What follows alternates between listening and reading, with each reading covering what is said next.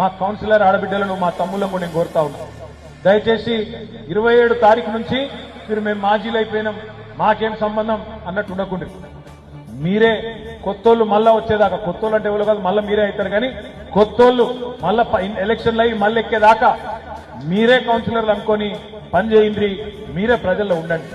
మనకు అధికారం ఒక్కటే పోయింది, అభిమానం పోలే.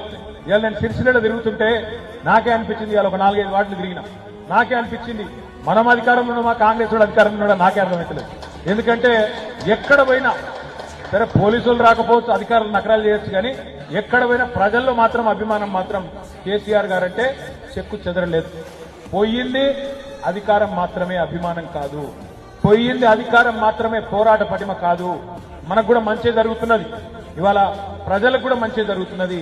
ఎవరు ఏందో ప్రజలకు కూడా బేరీజు వేసుకునే అవకాశం, ఒకసారి పోల్చుకునే అవకాశం ప్రజలకు కూడా దొరికింది.